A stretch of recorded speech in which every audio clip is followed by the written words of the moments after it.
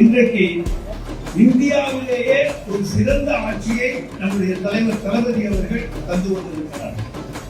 அது இங்கே இருக்கக்கூடிய அத்தனை பேரும் அறிவார்கள். கடந்த போது நமக்கு இருந்ததை போலவில்லை. இன்றைக்கு கூட்டணி பலமும் இருக்கிறது, மக்கள் பலமும் இருக்கிறது. மக்கள் சக்தி இன்றைக்கு திராவிட முன்னேற்ற கழக கூட்டணியிலே தான் இருக்கிறது. இந்த மக்கள் சக்தியை மிஞ்ச எந்த சக்தியும் கிடையாது. வேறு எந்த கூட்டத்தாலும் இந்த கூட்டத்தை நீங்க முடியாது, வெல்ல முடியாது. அப்படிப்பட்ட ஒரு வெற்றி கூட்டணியை தான் தலைவர் தளபதி அறிவித்திருக்கிறார். நாங்கள் எதையும் செய்யாமல் மக்களை சந்திக்கவில்லை.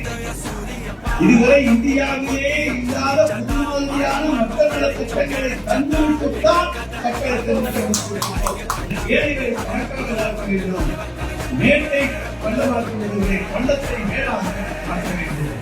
அதுதான் எங்களுடைய எல்லோருக்கும் சமம் என்பதுதான் திராவிடமாக. அதை புரிந்து கொண்டவர்கள் இன்றைக்கு வரவேற்கிறார். இது ஆன்மீகத்தை பற்றிய விஷயமே கிடையாது. அது இந்துத்துவ வேறு, ஆன்மீக அரசியல் வேறு. இங்கே நாங்கள் 4230 திருக்கோயில்களுக்கு குடமுழுக்கு செய்திருக்கிற ஒரே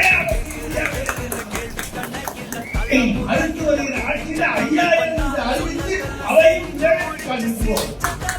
கிராம கோயில்களுக்கு 2 லட்சம் ரூபாய் தந்து கொண்டிருக்கின்றோம். இதையெல்லாம் எந்த காலத்திலே நடந்தது? இதெல்லாம் தலைவர் தளபதியினுடைய காலத்திலே நடந்திருக்கிறது.